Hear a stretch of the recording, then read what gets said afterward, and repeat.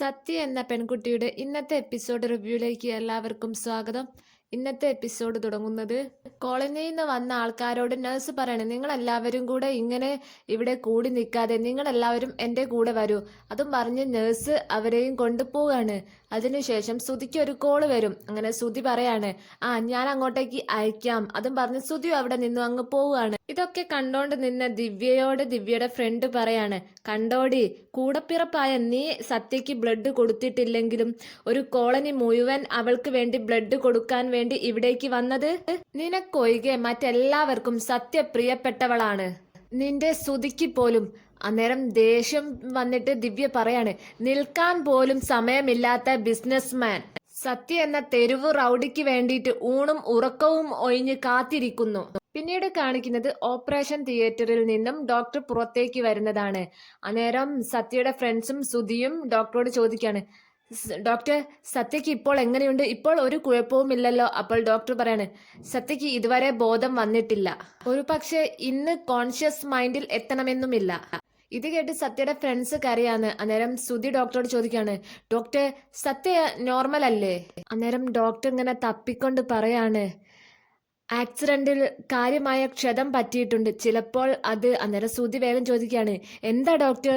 ചിലപ്പോൾ കോമ സ്റ്റേജിൽ തുടരാനാണ് സാധ്യത. ഇത് കേട്ട് സുധിയും സത്യയുടെ ഫ്രണ്ട്സൊക്കെ ഞെട്ടിപ്പോവുകയാണ്. അന്നേരം ഡോക്ടർ വീണ്ടും പറയാണ്, ഇതുപോലെയുള്ള ഒരുപാട് കേസുകൾ ഞാൻ കണ്ടിട്ടുണ്ട്. ചിലർ പെട്ടെന്ന് തന്നെ ശരിയായെന്ന് വരും, മറ്റു ചിലരാണെങ്കിലോ 10ഉം 20ഉം വർഷം കോമ സ്റ്റേജിൽ തന്നെ കഴിയുന്നവരുമുണ്ട്.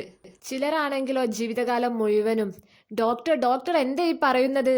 വിഷമിക്കാതിരിക്കൂ, എന്റെ കഴിവിന്റെ പരമാവധി ഞാൻ ശ്രമിക്കുന്നുണ്ട്. എന്തായാലും പേഷ്യന്റ് ഒബ്സർവേഷനിൽ കഴിയട്ടെ, നാളെ രാവിലെ ഞാൻ എല്ലാം വിശദമായിട്ട് പറയാം. ഇതൊക്കെ കേട്ട് സുധി ഇങ്ങനെ വിഷമിച്ച് നിൽക്കുന്നത് കണ്ടപ്പോൾ ഡോക്ടർ സുധിയുടെ ഷോൾഡറിൽ പിടിച്ചുകൊണ്ട് പറയാണ്, ഡോണ്ട് വെറി, എല്ലാം ശരിയാവും. രാവിലെ വരെ സത്യ ഒബ്സർവേഷനിൽ തന്നെ കഴിയട്ടെ. സുധി വേണമെങ്കിൽ വീട്ടിലേക്ക് പോയിക്കൊള്ളൂ, ഇവിടെ ഇനി നിൽക്കേണ്ട കാര്യമൊന്നുമില്ല. ഒന്ന് കുളിച്ച് ഫ്രഷൊക്കെ ആയിട്ട് വരൂ. ഇത്രയും പറഞ്ഞ് ഡോക്ടർ അവിടെ നിന്ന് അങ്ങ് പോവുകയാണ്. അതിനുശേഷം സുധി ഇങ്ങനെ വിഷമിച്ച് അവിടെ ഇട്ടിരിക്കുന്ന ചെയറിൽ പോയിരിക്കുകയാണ്. അന്നേരം കുരുവി സുധിയുടെ അടുത്തേക്ക് പോയിട്ട് പറയാണ്, സാറ് വീട്ടിൽ പോയിക്കോളൂ, ഇനി രാവിലെ വന്നാൽ മതി, ഇവിടെ ഞങ്ങളൊക്കെ ഉണ്ടല്ലോ. അന്നേരം സുധി ആ ചെയറിൽ നിന്നും എണീറ്റ് അപ്പുറത്തേക്ക് നിൽക്കുകയാണ്. അന്നേരം നെത്തോലി സുധീൻ്റെ അടുത്തേക്ക് വന്നിട്ട് പറയാണ്, അതെ സാർ പോയിട്ട് വരൂ. അപ്പോൾ സുധി കുരുവിയോട് പറയാണ്, എന്താവശ്യമുണ്ടെങ്കിലും എന്നെ വിളിക്കണം. വിളിക്കാം സാറേ. അന്നേരം സുധിയുടെ ഫ്രണ്ടിനെയും കൂട്ടിയിട്ട് അവിടെ നിന്നും അങ്ങ് പോവുകയാണ്. ഇതേ സമയം ദിവ്യ ഹോസ്പിറ്റലിൽ നിന്നും രാഹുലിനെ വിളിക്കാണ്. ഹലോ രാഹുൽ, ഞാൻ ഒരു അത്യാവശ്യ കാര്യത്തിന് വേണ്ടി വന്നിരിക്കുകയാണ്. ഒരു ഹോസ്പിറ്റൽ കേസാണ്. അത്യാവശ്യമാണ്. എനിക്ക് രാഹുലിനെ ഒന്ന് കാണണമായിരുന്നു. ഞാൻ പറയാം, ഇന്നല്ലെങ്കിൽ നാളെ നമുക്കൊന്ന് നേരിട്ട് കാണണം. സത്യം എന്താണെന്ന് എനിക്ക് അറിഞ്ഞേ പറ്റുള്ളൂ. ഇതേ സമയത്താണ് സുധി ലിഫ്റ്റിന് ഇറങ്ങിയിട്ട് ദിവ്യയുടെ മുമ്പിലൂടെ പാസ് ചെയ്തു പോകുന്നത്. ദിവ്യ ഇതൊക്കെ കാണുന്നുണ്ട്, സുധി ഓട്ടോയിൽ കയറി പോകുന്നതുമൊക്കെ. അന്നേരം ദിവ്യയോട് ദിവ്യയുടെ ഫ്രണ്ട് ചോദിക്കാണ്, എടി സുധി പോവുകയാണെന്ന് തോന്നുന്നല്ലോ, ഇനി എന്ത് ചെയ്യും?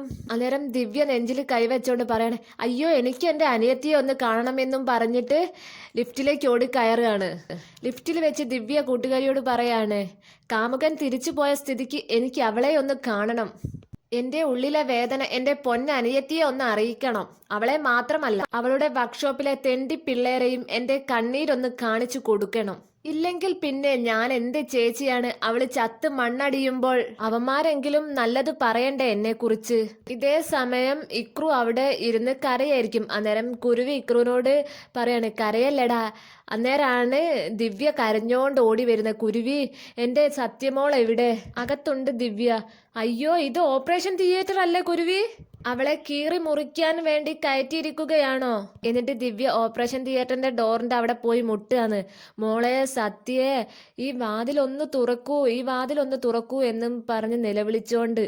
അന്നേരം ദിവ്യയുടെ ഫ്രണ്ട് ദിവ്യനെ പിടിച്ചു വലിക്കുകയാണ്. നീ ഒന്ന് ഇങ്ങോട്ട് വന്നേ, നീ വാ, നിന്നോട് ഞാനൊരു കാര്യം പറയട്ടെ, നീ എന്താ ഈ കാണിക്കുന്നത് എന്നും പറഞ്ഞിട്ട് ദിവ്യനെ പിടിച്ചു വലിക്കുകയാണ്. എനിക്ക് എൻ്റെ സത്യമോളെ കാണണം എന്നും പറഞ്ഞിട്ട് ദിവ്യന്റെ ഫ്രണ്ടിന്റെ കൈയൊക്കെ വിടിയിപ്പിച്ച് കരഞ്ഞോണ്ട് ഓപ്പറേഷൻ തിയേറ്ററിന്റെ ഡോറിന്റെ അടുത്തേക്ക് തന്നെ ഓടുകയാണ്.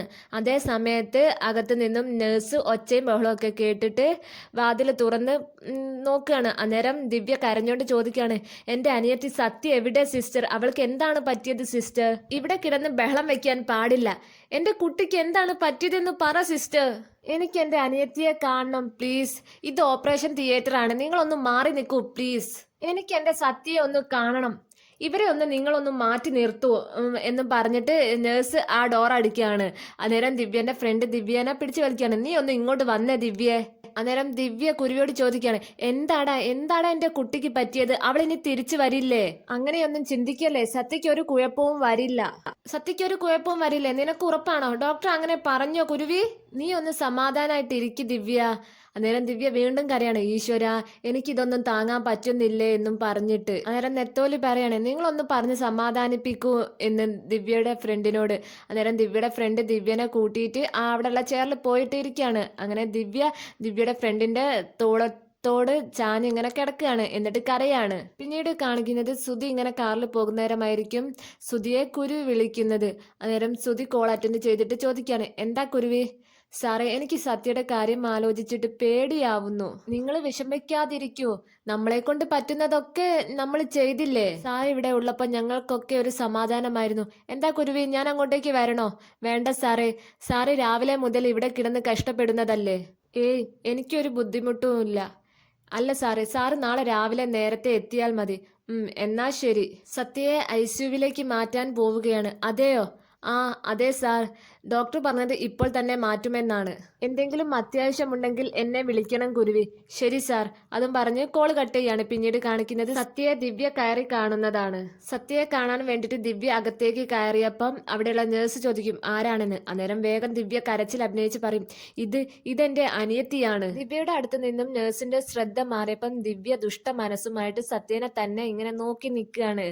അങ്ങനെ നേഴ്സ് വീണ്ടും ദിവ്യനെ ശ്രദ്ധിക്കാൻ തുടങ്ങിയപ്പം ദിവ്യ വേഗം കരച്ചിൽ അഭിനയിച്ചിട്ട് നേഴ്സിനോട് ചോദിക്കുകയാണ്, സിസ്റ്ററെ ഇപ്പൊ എങ്ങനെയുണ്ട് എന്റെ അനിയത്തിക്ക്? ഓപ്പറേഷൻ കഴിഞ്ഞതേ ഉള്ളൂ, മറ്റൊന്നും പറയാറായിട്ടില്ല.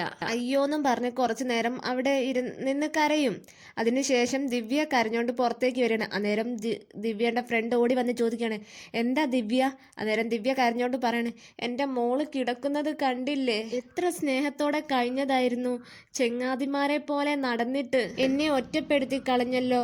അതും പറഞ്ഞ് കരഞ്ഞോണ്ട് ദിവ്യ കുരുവിൻ്റെ അടുത്തേക്ക് ഓടിയിട്ട് കുരുവിൻ്റെ ഡ്രസ്സിൽ പിടിച്ച് വലിച്ചിട്ട് ചോദിക്കുകയാണ്, എന്തു പറ്റിയടാ എൻ്റെ സത്യക്ക്? നിങ്ങളൊക്കെ കൂടെ ഉണ്ടായിട്ടും അവളെ ഈ അവസ്ഥയിലാക്കിയില്ലേ? അന്നേരം നെത്തോലി ദിവ്യന്റെ അടുത്തേക്ക് വന്നിട്ട് പറയാണ്, ഒന്നുമില്ല ദിവ്യ, നീ ഇങ്ങനെ കിടന്ന് കരയല്ലേ. അന്നേരം ദിവ്യ കരഞ്ഞോണ്ട് പറയാണ്, എല്ലാവരോടും എന്ത് സ്നേഹമായിരുന്നു അവൾക്ക്, എന്നിട്ടിപ്പോ ഒറ്റയ്ക്ക് ആ റൂമിൽ. ഇനി അവൾ എഴുന്നേറ്റ് നടക്കുവടാ, അവൾക്കിനി ഓർമ്മ തിരിച്ചു കിട്ടുവോ? ഭഗവാനെ, അവളെ ഇങ്ങനെ ഇട്ട് നരകിപ്പിക്കല്ലേ. അതും പറഞ്ഞ് ദിവ്യ കരച്ചിലായിരിക്കും. അന്നേരം ദിവ്യന്റെ ഫ്രണ്ട് ദിവ്യന്റെ അടുത്തേക്ക് പോയിട്ട് പറയാണ്, ദിവ്യ നീ കരയല്ലേ, നീ എന്താ പെട്ടെന്ന് ഇങ്ങനെയായത്, നീ എന്താ പെട്ടെന്ന് മാറിയത്? അന്നേരം ദിവ്യ ഒരു നിമിഷം ഞെട്ടിപ്പോവും, കാരണം സത്യയുടെ ഫ്രണ്ട്സൊക്കെ കേൾക്കുകയാണല്ലോ ഇവൾ ഈ പറയുന്നത്. അന്നേരം ദിവ്യ വേഗം വീണ്ടും കരഞ്ഞോണ്ട് അഭിനയിച്ചിട്ട് പറയാണ്, അവളുടെ കിടപ്പ് നീ കാണണം, താങ്ങാൻ പറ്റുന്നില്ല എനിക്ക്. അതും പറഞ്ഞ് ദിവ്യ കരഞ്ഞോണ്ട് അവളുടെ ഷോൾഡറിലേക്ക് കിടക്കുകയാണ്. അന്നേരം കുരുവി ദിവ്യയോട് ചോദിക്കുകയാണ്, അമ്മയ്ക്ക് എങ്ങനെയുണ്ട് ദിവ്യ? അമ്മയോട് ഞാൻ ഒന്നും പറഞ്ഞിട്ടില്ല. സത്യ ഈ അവസ്ഥയിൽ കിടക്കുന്നതൊക്കെ അമ്മ അറിഞ്ഞാൽ നെഞ്ചു പൊട്ടി ചാവും അമ്മ. അമ്മയോട് ഇപ്പോൾ ഒന്നും പറയണ്ട, ഇവിടെ ഞങ്ങളൊക്കെയുണ്ട്. ദിവ്യ അമ്മയുടെ അടുത്തേക്ക് ചെല്ല്. ഇല്ല കുരുവി, ഇല്ല, ഞാൻ എൻ്റെ അനിയത്തിയെ വിട്ട് ഇനി എവിടേക്കുമില്ല. ദിവ്യ വീട്ടിലേക്ക് ചെന്നില്ലെങ്കിൽ അവരൊക്കെ സംശയിക്കും, ഇവിടെ ഞങ്ങളൊക്കെ ഇല്ലേ. ദിവ്യ ധൈര്യമായിട്ട് പോയിക്കോ, വീട്ടിൽ പോയാൽ എനിക്ക് ഒരു സ്വസ്ഥതയും കിട്ടില്ല. ദിവ്യ നീ സമാധാനമായിട്ട് വീട്ടിലേക്ക് ചെല്ല്. അമ്മയുടെ അസുഖം മാറി കഴിഞ്ഞിട്ട് നാളെ അമ്മയെയും കൂട്ടി ദിവ്യക്ക് ഇവിടേക്ക് വരാലോ. അയ്യോ, അമ്മയ്ക്ക് മരുന്ന് വാങ്ങാനുണ്ടായിരുന്നു, ഞാനത് മറന്നു. സത്യയെ നിങ്ങളെല്ലാവരും നല്ലതുപോലെ തന്നെ നോക്കണേ. പിന്നെ ഞാൻ അമ്മയോട് പറയുന്നത് വരെ സത്യയുടെ ആക്സിഡന്റിന്റെ കാര്യം അമ്മയോ അച്ചമ്മയോ അറിയണ്ട. അറിഞ്ഞാൽ അമ്മയ്ക്ക് BP കുറഞ്ഞിട്ട് എന്തെങ്കിലും സംഭവിച്ചാൽ അതും കൂടെ താങ്ങാൻ എനിക്ക് ആവില്ല. ദിവ്യ, ഞങ്ങൾ പറയില്ല. അമ്മയോ അച്ചമ്മയോ സത്യയെ അന്വേഷിച്ച് നിങ്ങളെ വിളിച്ചാൽ സത്യ ജോലിയുടെ ആവശ്യത്തിന് എറണാകുളത്തെങ്ങാനും പോയെന്ന് പറഞ്ഞാൽ മതി. ശരി ദിവ്യ, ഞാൻ എൻ്റെ മോളെ നിങ്ങളെ ഏൽപ്പിച്ചിട്ടാണ് പോകുന്നത്. നിങ്ങൾ നല്ലതുപോലെ തന്നെ സത്യയെ നോക്കണേ. അങ്ങനെ ദിവ്യയും ദിവ്യയുടെ ഫ്രണ്ടും കൂടെ അവിടെ നിന്ന് അങ്ങ് പോവാണ്. അങ്ങനെ അവർ സ്റ്റെയർ ഇറങ്ങുന്ന സമയത്ത് ദിവ്യയുടെ ഫ്രണ്ട് ദിവ്യയോട് പറയണേ, ദിവ്യ സോറി എടി. അന്നേരം ദിവ്യ ചോദിക്കുകയാണ്, എന്തിന്? നീ എന്തൊക്കെ പറഞ്ഞാലും നീ സത്യയെ ഇത്രമാത്രം സ്നേഹിക്കുന്നുണ്ടെന്ന് എനിക്ക് അറിയില്ലായിരുന്നു. രക്തബന്ധം അതെന്നും അങ്ങനെ തന്നെയാണ്. ദിവ്യയുടെ ഫ്രണ്ട് ഇങ്ങനെയൊക്കെ പറയുന്നത് കേട്ട് ദിവ്യ പൊട്ടിച്ചിരിക്കുകയാണ്. എന്നിട്ട് ദിവ്യ പറയാണ്, രക്തബന്ധം ഞാനും സത്യയും തമ്മിലോ?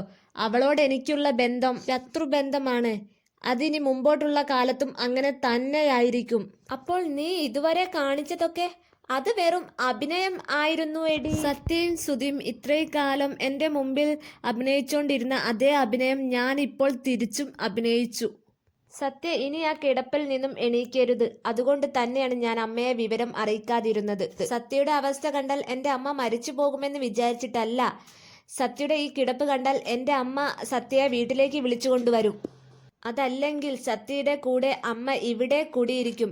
ആ സമയത്തെങ്ങാനും സുധി അമ്മയെ കണ്ടാൽ പിന്നെ ശവം ആകുന്നത് സത്യയായിരിക്കില്ല, അവളുടെ ചേച്ചിയായ ഈ ഞാനായിരിക്കും. സത്യ വളരെ ക്രിട്ടിക്കൽ സ്റ്റേജിലാണെന്നല്ലേ പറഞ്ഞത്?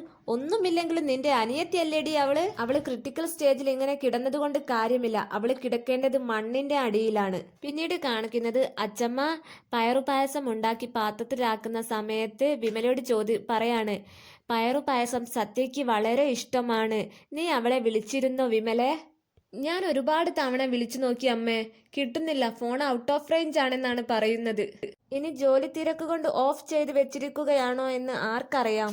എന്തായാലും അമ്മ വാ, നമുക്ക് ഇത് സത്യയ്ക്ക് വർക്ക്ഷോപ്പിൽ കൊണ്ടുപോയി കൊടുക്കാം.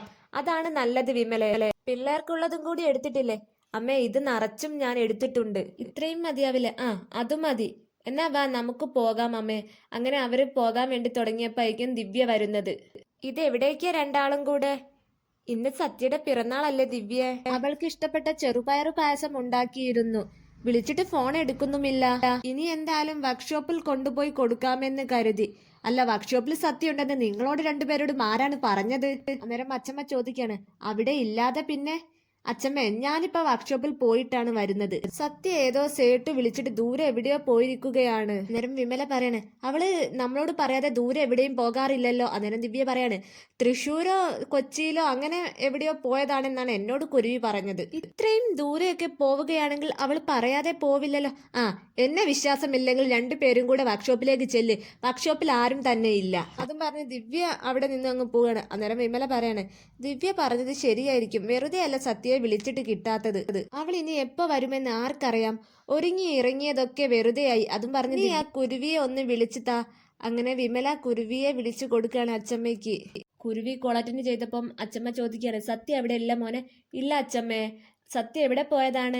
അവള് എറണാകുളത്തിന് പോയിരിക്കുകയാണ്. എറണാകുളത്തിനോ? അവളെന്താ ഇവിടെ ആരോടും പറയാതെ പോയിരിക്കുന്നത്? പെട്ടെന്ന് വരും അച്ചമ്മേ, അതുകൊണ്ടായിരിക്കും അവളൊന്നും പറയാതെ പോയത്.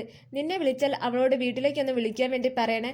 ശരി, പറയാം അച്ചമ്മേ. അതും പറഞ്ഞ് കോള് കട്ട് ചെയ്യാണ്. ഇതൊക്കെ ദിവ്യ കേട്ടോണ്ട് നിൽക്കുകയായിരിക്കും. പിന്നീട് കാണിക്കുന്നത് സുധിയുടെ അമ്മ എന്തോ ആലോചിച്ച് ഇങ്ങനെ ഇരിക്കുന്ന സമയത്താണ് സുധിയുടെ അച്ഛൻ വന്നിട്ട് ഇങ്ങനെ ചോദിക്കുന്നത്, ഹലോ, എന്താണ്, സുഖമില്ലേ? ഏയ്, ഒന്നുമില്ല. പിന്നെന്താ നീ ഇങ്ങനെ ഉറക്കം തൂങ്ങിയിരിക്കുന്നത്? സുധിയെ ഫോൺ ചെയ്തിട്ട് കിട്ടുന്നില്ല. എപ്പോ വരും, എങ്ങനെ വരും എന്നൊക്കെ ആർക്കറിയാം. അവനിങ്ങ് വരില്ലേ? നീ എന്തിനാ ഇങ്ങനെ ടെൻഷൻ അടിക്കുന്നത്? അന്നേരമാണ് സുധിയുടെ കാർ ഹോൺ അടിക്കുന്നത് അവർ കേൾക്കുന്നത്. അന്നേരം അച്ഛൻ പറയണേ, ദേ അവൻ വന്നു എന്ന് തോന്നുന്നു. അന്നേരം സുധിയുടെ അമ്മ സുധീന്റെ അടുത്തേക്ക് വന്നിട്ട് ചോദിക്കുകയാണ്, നീ എന്താ മോനെ ഇത്ര ലേറ്റ് ആയത്? അതേ സമയത്താണ് സുധിയുടെ അമ്മ അവന്റെ ഷർട്ടിലൊക്കെ ചോര കാണുന്നത്. അന്നേരം അമ്മ പേടിച്ച് കരഞ്ഞോണ്ട് ചോദിക്കുകയാണ്, ഇതെന്താ മോനെ നിന്റെ ഷർട്ടിലൊക്കെ ചോര? നിനക്ക് എന്താണ് പറ്റിയത്? അന്നേരം സുധിയുടെ അച്ഛനും പേടിച്ചു പോയിട്ട് സുധിയുടെ അച്ഛനും ചോദിക്കണം, എന്താ മോനെ, എന്താ പറ്റിയത്? അന്നേരം സുധി പറയണം, ഒന്നുമില്ല അച്ഛ, ഒന്നുമില്ലാതെ പിന്നെ ഇത് ബ്ലഡ് ആണല്ലോ നിന്റെ ഷർട്ടിൽ മുഴുവനും. നിനക്ക് വല്ലതും പറ്റിയോ മോനെ? എനിക്കൊന്നും പറ്റിയില്ല അച്ഛ. പിന്നെ ആർക്കാണ് പറ്റിയത്? എൻ്റെ ഒരു ഫ്രണ്ടിന് ചെറിയൊരു ആക്സിഡന്റ് പറ്റി. നിന്റെ ഏത് ഫ്രണ്ടിനാണ് ആക്സിഡന്റ് പറ്റിയത്? ക്ലീറ്റസിനാണോ ആക്സിഡന്റ് ഉണ്ടായത്? അല്ല അച്ഛ. പിന്നെ ആർക്കാണ്? സത്യയ്ക്ക് ആണ്. സത്യ ഏതോ വണ്ടി വന്ന് ഇടിച്ചു. ഇത് കേട്ട് അച്ഛൻ ഞെട്ടിപ്പോവാണ്. എന്നിട്ട് അവൾക്ക് എന്തെങ്കിലും കുഴപ്പമുണ്ടോ? അച്ഛ, അവൾക്ക് തലയ്ക്ക് നല്ല പരിക്കുണ്ട്. സർജറി കഴിഞ്ഞു. അതാണ് ഞാൻ ലേറ്റ് ആയത്. എന്നിട്ട് അവൾക്ക് ഇപ്പൊ എങ്ങനെയുണ്ട് മോനെ? കുഴപ്പമൊന്നുമില്ലല്ലോ മോനെ. അന്നേരം സുധി ഇങ്ങനെ മനസ്സിൽ വിചാരിക്കുകയാണ്, സീരിയസ് ആണെന്ന് അച്ഛനോട് ഞാൻ ഇപ്പോൾ പറഞ്ഞ അച്ഛ ഇപ്പൊ തന്നെ ഹോസ്പിറ്റലിലേക്ക് പോകും. വെറുതെ അച്ഛനെ ഇപ്പോൾ ടെൻഷൻ അടിപ്പിക്കേണ്ട. നീ എന്താ സുധി ഒന്നും പറയാതെ നിൽക്കുന്നത്? രാധിക, നീ വാ, നമുക്ക് ഇപ്പോൾ ഹോസ്പിറ്റലിൽ വരെ ഒന്ന് പോവാം. ഏത് ഹോസ്പിറ്റലാണ് സത്യ ഉള്ളത്? എന്തായാലും നീ അവളുടെ അടുത്ത് നിന്നും ഓടിപ്പോന്നത് ഒട്ടും ശരിയായില്ല. അച്ഛാ, ഇപ്പൊ കുഴപ്പമൊന്നുമില്ല. സത്യയുടെ കൂടെ തന്നെ നിൽക്കേണ്ടിയിരുന്നില്ലേ നീ? അച്ഛാ, ഇനി നീ അവിടെ നിൽക്കണ്ട എന്ന് ഡോക്ടർ പറഞ്ഞു. ഇനി രാവിലെ ചെന്നാൽ മതി. അന്നേരം സുധിയുടെ അമ്മ ചോദിക്കാണ്, മോനെ എന്തെങ്കിലും കുഴപ്പമുണ്ടോ? ഏയ് ഇല്ല അമ്മേ. അന്നേരം അച്ഛൻ പറയാണ്, എത്ര ക്യാഷ് ചെലവായാലും വേണ്ടിയില്ല, സത്യയ്ക്ക് ഒന്നും സംഭവിക്കരുത്. അവിടെയാണ് ഇന്നത്തെ എപ്പിസോഡ് അവസാനിക്കുന്നത്. നിങ്ങൾ ഈ ചാനൽ സബ്സ്ക്രൈബ് ചെയ്തില്ലെങ്കിൽ സബ്സ്ക്രൈബ് ചെയ്യുക.